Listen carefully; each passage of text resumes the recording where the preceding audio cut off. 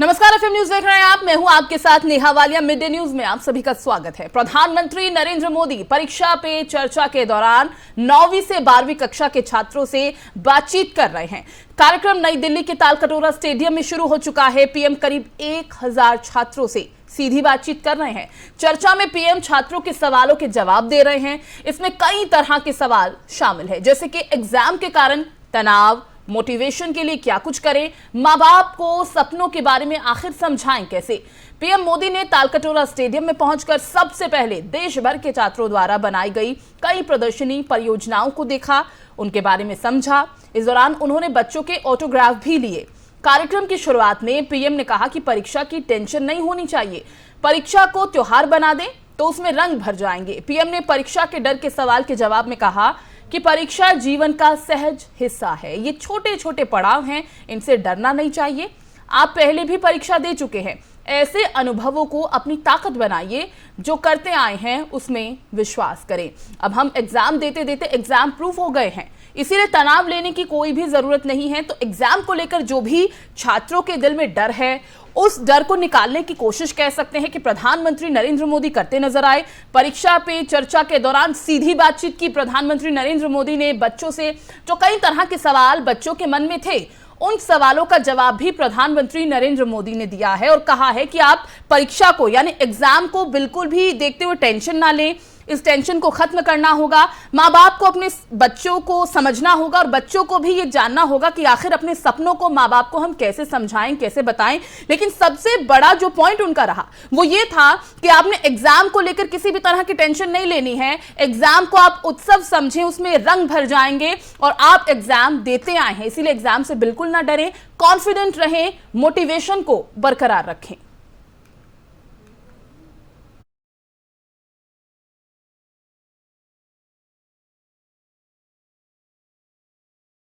बढ़ते आगे, 21वीं सदी में भारत के सामरिक महत्व का अंदाजा इसी बात से लगाया जा सकता है कि रूस और यूक्रेन के बीच जंग को लेकर जब पूरी दुनिया पशोपेश की स्थिति में है, तो वहीं अमेरिका, इंग्लैंड से लेकर रूस तक भारत का रुख कर रहे हैं और पूरी दुनिया भारत की तरफ उम्मीद भरी नजरों से देख रही है।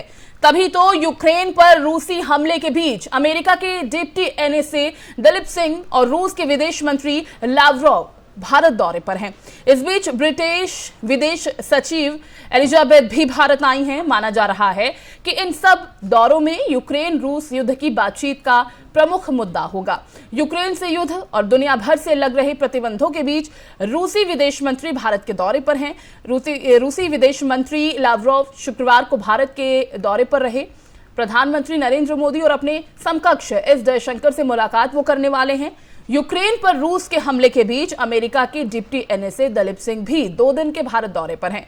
दलीप सिंह ने रूस पर अमेरिकी प्रतिबंधों का मसौदा तैयार करने में अहम भूमिका निभाई है।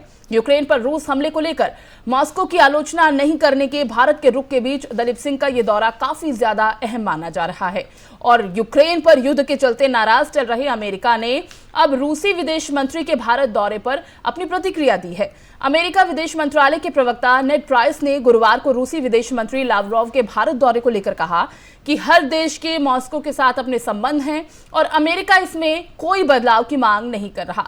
तो कह सकते हैं कि जिस तरह से रूसी विदेश मंत्री भारत दौरे पर हैं, न सिर्फ रूसी विदेश मंत्री, जब से यूक्रेन और रूस के बीच ये युद्ध चल रहा है तभी से हमने देखा कि कई विदेश के बड़े चेहरे भारत दौरे पर हैं, बातचीत कर रहे हैं प्रधानमंत्री नरेंद्र मोदी से। एक तरफ भारत की अगर हम बात करें तो इससे ये तो स्पष्ट हो जाता है कि तमाम जो देश हैं वो इस वक्त भारत के साथ अपने संबंध बेहतरीन कर रहे हैं और कहीं ना कहीं इसका जो श्रेय है वो प्रधानमंत्री नरेंद्र मोदी को जाता है, जो अन्य देशों के साथ अपने संबंध मजबूत करने की कवायद कब से चलाए हुए हैं और उसका नतीजा अब देखते बन रहा है। आज प्रधानमंत्री नरेंद्र मोदी से मुलाकात भी होगी। 2 दिन के भारत दौरे पर हैं यूएस के डिप्टी। और इसे देखते हुए अगर हम पाकिस्तान का इसमें जिक्र करें तो इमरान खान ने जिस तरह से अपनी कुर्सी बचाने के लिए अमेरिका का जिक्र किया, उससे उनकी देश भर में किरकिरी भी हुई है। और ऐसे में कहा जा रहा है कि अपनी कुर्सी बचाने के लिए वो संबंध किसी भी देश से बिगाड़ने के लिए तैयार है। लेकिन वहीं दूसरी तरफ भारत की तरफ उम्मीद भरी नजरों से देखा जा रहा है। और हमने देखा कि पिछले कुछ दिनों में करीब 2 दफा पाकिस्तान के प्रधानमंत्री इमरान खान ने भारत की विदेश नीति की भी और सेना की भी जमकर तारीफ की है। और ऐसे में हम ये अंदाजा लगा सकते हैं कि भारत और भारत का जो रुख है इस वक्त वो अन्य देशों के लिए कितना अहम है, कितना महत्व है और क्या भूमिका इस वक्त अदा कर रहा है।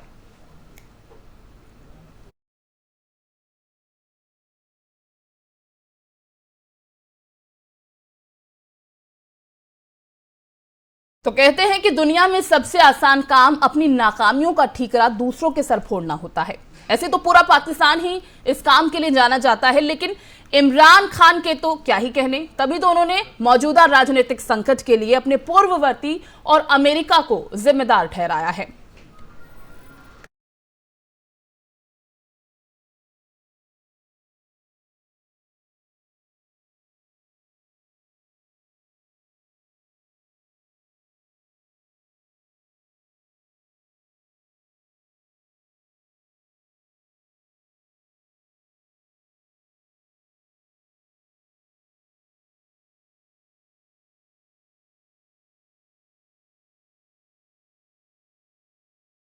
एक्स डिप्लोमेट दीपक बोरा साहब हैं हमारे साथ इस पर ज्यादा बातचीत के लिए। दीपक जी, बहुत बहुत स्वागत है आपका एफएम न्यूज में। आपका बड़ापन है कि आपने मुझे मौका दिया है आपसे सीखने का, आपसे बातचीत करने का। दीपक जी, जब भी एफएम न्यूज के जरिए हमने आपसे बातचीत करने की कोशिश की है और किसी भी मुद्दे पर आपकी राय समझने की कोशिश की है, तो मुझे लगता है दर्शक बहुत ही अच्छे से उस मुद्दे को समझ पाए, और इसीलिए एक बार फिर आज हमने आपका रुख किया है।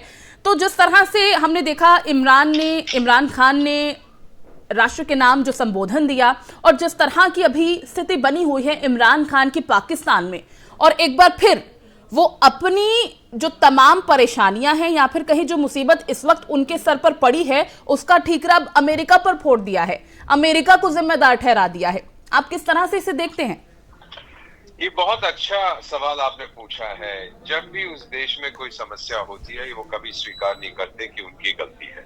हमेशा कोई एक्सटर्नल फैक्टर को ढूंढा जाता है जी। हमारे अपने देश में भी मैम कुछ साल पहले हम भी विदेशी ताकतों के हाथ की बात करा करते थे। अब हमारे पास जो सेल्फ एश्योरेंस, जो आत्मविश्वास है, आत्मनिर्भरता है, अब उसकी हम बात नहीं करते, क्योंकि कोई भी विदेशी ताकत दखल देने की कोशिश करेगी तो उस ताकत को हम बिल्कुल खत्म कर देंगे। लेकिन पाकिस्तान शुरू से ही उनकी जो मानसिकता है, मैं माफी चाहता हूं, मैं कड़वा सच बोलने जा रहा हूं, वो हमेशा एक नौकर की रही है। शुरू में भी कुछ उसकी आजादी के, उसके क्रिएशन के, पैदा होने के कुछ साल बाद पाकिस्तान, आपको मालूम है कि अमेरिकन अलायंसेस में सेंटों सीटों में दाखिल हो गया था। हमेशा से वो अपने कोई मालिक को चुनता है और मालिक की वफादार सेवा करता है। उसके बाद जब अमेरिका से नाराज हो गया, फिर उसने चीन को अपना मालिक बना दिया, और अब चीन की ताबेदारी जो हम कहते हैं वो करता है, उनका बहुत ही फेथफुल नौकर है। अब क्या हो रहा है मैम, जो मैं तो डिप्लोमेसी में मुझे 50 साल लगभग हो गए हैं, ये जो अब अमेरिका पर निशाना तान रहा है, ये मुझे कुछ समझ नहीं आ रहा, क्योंकि जो अब हमारे सामने खबर आ रही है वो ये है कि इमरान खान साहब के जो राजदूत हैं वॉशिंगटन में, हाँ। उन्होंने शायद किसी रिलेटिवली जूनियर अमेरिकन ऑफिशियल से बातचीत की है कि बताइए भाई, आप लोगों की क्या असेसमेंट है, हमारे देश में क्या हो रहा है। ये अक्सर हम करते हैं कि आप क्या सोचते हैं, क्या आप हमारे देश में इन्वेस्टमेंट कर पाएंगे, ये कर पाएंगे, वो दे पाएंगे। तो उसने कह दिया होगा कि हमारी जो असेसमेंट है, आप हमारे दूतावास की जो है इस्लामाबाद में, अमेरिकन दूतावास, वो कह रहे हैं कि स्थिति वहां पे बहुत गंभीर है, इमरान खान साहब की जो पॉपुलैरिटी है वो खत्म हो रही है और हो सकता है कि उनको हटा दिया जाए। अब यही टेलीग्राम उन्होंने भेजा होगा अपनी राजधानी इस्लामाबाद को पाकिस्तान के राजदूत ने, और इमरान खान ने इसको पकड़ लिया है। तो ये बचपना है मैम, ऐसी चीजें जो सीक्रेट या टॉप सीक्रेट। वोरा साहब, इस बात को क्या हम इस तरह भी समझ सकते हैं, क्योंकि अब जब इमरान खान की कुर्सी पर अब खतरा मंडरा रहा है, तो उस खतरे को टालने के लिए या उस खतरे को देखते हुए इमरान खान ने अमेरिका पर ही जो है निशाना साध दिया, या उसी से अब खतरा मोल लेने के लिए तैयार है? इतना ज्यादा कुर्सी का डर है? एब्सोल्युटली, ये तो लगता है वो तो बौखला गया है ना मैम। ये इस टाइप के केबल जो दूसरे देशों से आते हैं, आपके राजदूत भेजते हैं, हम कभी पब्लिकली डिस्कस नहीं करते, कोई ये उनकी अपनी असेसमेंट। बिल्कुल। तो अभी क्या है, जो आपने बताया कि कुर्सी उसकी डगमगा रही है, एक तो वो आजकल सुना है कि अपने घर में कई मुर्गे जलाता है और उसकी पत्नी हवा में फूंक मारती है और कहती तेरी कुर्सी बच जाएगी। एक तरफ वो भारत के प्रधानमंत्री को कहता है कि आप तो एडोल्फ हिटलर की तरह हैं, दूसरी तरफ कहता है वाह वाह देखिए कितने अच्छे हैं, अपने लोगों की बात सुनते हैं। बिल्कुल। तो इसको हम कहते हैं मैम अक्यूट मैनिक डिप्रेशन, अंग्रेजी में। ये डिप्रेशन में चला गया है, इसको पता नहीं कि मुझे क्या करना चाहिए। ये कभी नहीं स्वीकार करेगा कि उसकी अपनी गलती है। बहुत कम नेता ऐसे होते हैं जो कहते हैं हाँ भाई मैंने गलती की, मैं हार गया, मैं जा रहा हूं यहां से। लेकिन उनके पास नहीं है ऐसा कोई नेता, हमेशा दूसरे की गलती होती है। इसको हम कहते हैं एक्सटर्नलाइजेशन ऑफ रिस्पॉन्सिबिलिटी, कि मेरी कोई गलती नहीं है, मैं तो भगवान का रूप हूँ, ये बदमाश देखो मुझे आके हटा रहे हैं। लेकिन वोरा साहब सिचुएशन ऐसी क्यों हो गई? नहीं, इमरान खान को ये समझना चाहिए कि जब वो देश की ही समस्याओं, आंतरिक समस्याओं का समाधान नहीं कर पा रहे, अपनी देश की जनता का ही ख्याल नहीं रख पा रहे, महंगाई किस कदर चरम पर है पाकिस्तान में, लोग त्राही त्राही हुए पड़े हैं, तो ऐसे में उन सब चीजों को दरकिनार करते हुए इस वक्त इमरान खान को सिर्फ और सिर्फ अगर किसी चीज की चिंता है तो वो अपनी कुर्सी की है। ये तो बिल्कुल साफ है। अब तो ये उसका ऑब्सेसिव कंपल्सिव डिसऑर्डर हो गया, किसी तरह से मैं टिका रहूं। उसने ये भी कहा था कि रात को मुझे नींद नहीं आती क्योंकि महंगाई बहुत बढ़ रही है। तो उसी के लोगों ने कहा भाई नींद नहीं आती है तो कोई दवाई ले लो, लेकिन ये रोने की बजाय। लेकिन वोरा साहब मैं एक बात ऐड कर दूं इसमें, वही इमरान खान है जिन्होंने ये भी कह दिया था कि मैं प्याज टमाटर के रेट को कंट्रोल करने के लिए सत्ता में नहीं आया हूँ। जी हाँ, ये तो मैंने बताया मैम, बौखला गया, कभी कुछ कहता है कभी दूसरी चीज कहता है। लोगों ने कहा कि नींद की दवाई खाने के बजाय कुछ कदम उठाओ ताकि महंगाई पर कंट्रोल किया जाए। वो उसको समझ नहीं आ रहा मैम। ही वाज नेवर, कभी भी उनको प्रधानमंत्री अपने देश का नहीं बनना चाहिए था।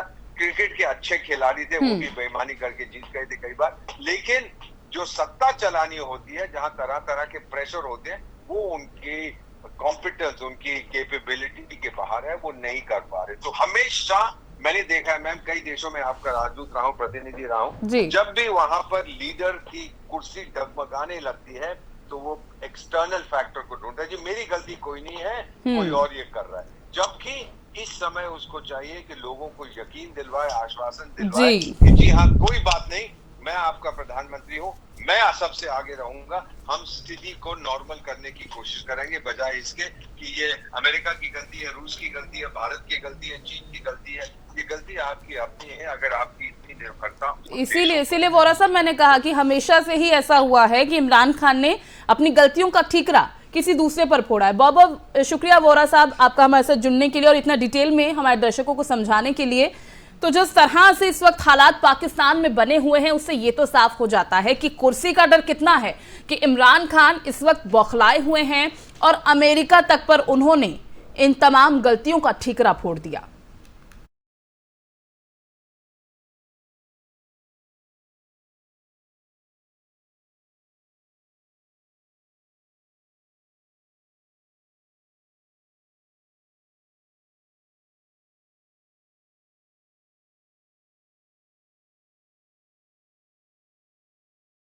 बाहर से मुल्क से अभी हमें 8 मार्च को या उससे पहले 7 मार्च को हमें एक अमेरिका ने एक बाहर से मुल्क ने, मैं नाम मतलब मेरा कि किसी और बाहर से मुल्क से हमें मैसेज आती है, और मैं इसलिए आपके सामने ये मैसेज की बात करना चाहता हूं और मैं इसलिए लाइव भी कर रहा हूं कि ये एक किसी आजाद मुल्क के लिए जिस तरह की हमें मैसेज आई है, ये है तो प्राइम मिनिस्टर के खिलाफ ही सिर्फ, लेकिन ये हमारी कौम के खिलाफ है। मुझे जो इससे सबसे ज्यादा तकलीफ है वो ये नहीं है कि ये उस मैसेज में वाज़ेह ये लिखा हुआ है कि जनाब अगर ये जो अदम एतमाद, और उनको पहले से ही पता था, अभी एतमाद यहां दर्ज नहीं हुई थी, उनको पहले से पता चल गया कि अदम एतमाद की आ रही है पाकिस्तान के अंदर, ये ऑपोजिशन रखने लगे। तो इसका मतलब कि ये जो हो रहा था ये पहले से ही इनके बाहर की लोगों से राब्ते थे। अच्छा, उसमें फिर मजेदार चीज ये है कि वो ये पाकिस्तान की क़यादत या पाकिस्तान की गवर्नमेंट के खिलाफ नहीं है, वो सिर्फ इमरान खान के लिए। वो ये कहते हैं कि हमें, और एक बहाना मारते हैं कि हमें क्यों गुस्सा है पाकिस्तान पे, लेकिन कहते हैं कि वो गुस्सा तब बिल्कुल ठीक हो जाएगा, हम माफ कर देंगे पाकिस्तान को अगर इमरान खान ये अदम एतमाद की ये हार जाता है, यानी अगर इमरान खान चला जाता है तो पाकिस्तान को माफ कर देते हैं, लेकिन अगर ये इमरान खान के खिलाफ फेल हो जाती है तो फिर पाकिस्तान को एक मुश्किल वक्त का सामना करना पड़ेगा।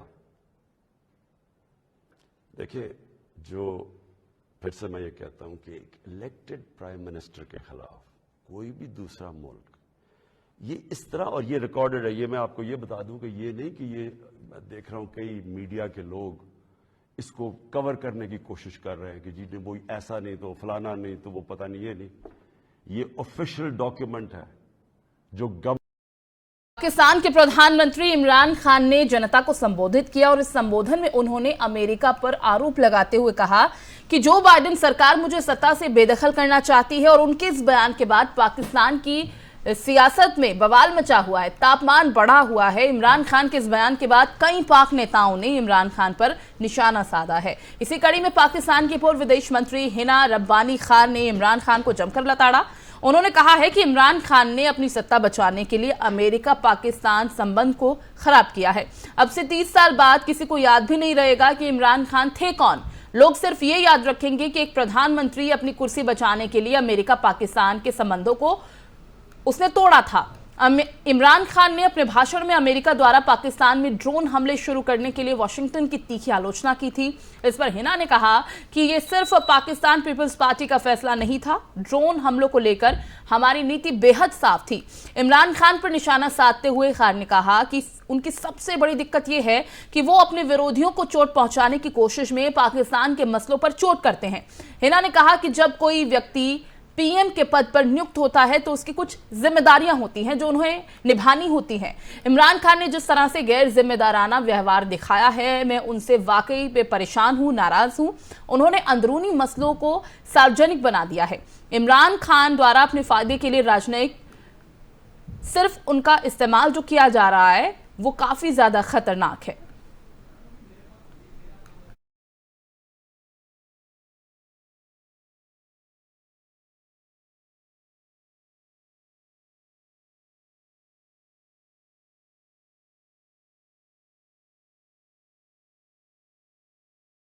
बढ़ते आगे, तमिलनाडु के सीएम एमके स्टालिन दिल्ली दौरे पर आए अरविंद केजरीवाल से मुलाकात हुई और इस मुलाकात के बाद सियासी गलियारों में चर्चा है कि तमिलनाडु में भी अब दिल्ली मॉडल लागू किया जाएगा। तमिलनाडु सीएम एमके स्टालिन ने दिल्ली सरकार के एजुकेशन मॉडल को करीब से देखने के लिए विश्वविनोद नगर के राजकीय सर्वोदय कन्या विद्यालय वो पहुंचे। इस दौरान उनके साथ सीएम केजरीवाल और डिप्टी सीएम मनीष सिसोदिया भी मौजूद थे। बताते चलें कि आम आदमी पार्टी दिल्ली के स्कूलों को लेकर बड़े बड़े दावे करती आई है। आपका दावा है कि दिल्ली के स्कूलों में व्यवस्था यूरोपियन स्टैंडर्ड्स के जैसी है। ऐसे में स्टालिन के स्कूलों के दौरे को लेकर इस बात के कयास लगाए जा रहे हैं कि आने वाले दिनों में तमिलनाडु में भी दिल्ली मॉडल लागू किया जा सकता है। दरअसल सीएम स्टालिन के बारे में कहा जाता है कि वो दिल्ली के एजुकेशन और हेल्थ मॉडल से काफी ज्यादा प्रभावित है। इसी दौरान स्कूलों का दौरा करते भी वो नजर आए और काफी ज्यादा उत्सुक भी नजर आए।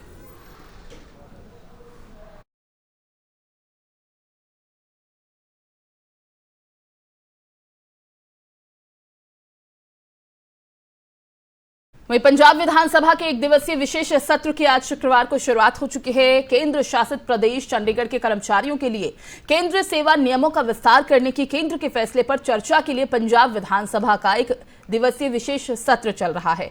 इस विशेष सत्र में पंजाब की मान सरकार द्वारा चंडीगढ़ के मुद्दों को लेकर केंद्र सरकार को घेरने की कोशिश की गई है। विधानसभा में पंजाब के मुख्यमंत्री भगवंत मान ने चंडीगढ़ को केंद्रीय सेवा नियमों के तहत रखने के केंद्र के फैसले के खिलाफ प्रस्ताव पेश किया। सीएम भगवंत मान ने केंद्र सरकार से चंडीगढ़ को पंजाब स्थानांतरित करने का प्रस्ताव रखा है। इस प्रस्ताव में केंद्र शासित प्रदेश चंडीगढ़ पंजाब को देने की मांग की गई है। मान सरकार द्वारा पेश किए गए इस प्रस्ताव में बीबीएमबी और नौकरियों के 60 से 40 अनुपात का जिक्र भी किया गया। प्रस्ताव में कहा गया है कि केंद्रीय समझौतों के कानून को लागू करने की उल्लंघना की गई है। केंद्र सरकार को संघीय ढांचे का सम्मान करना चाहिए।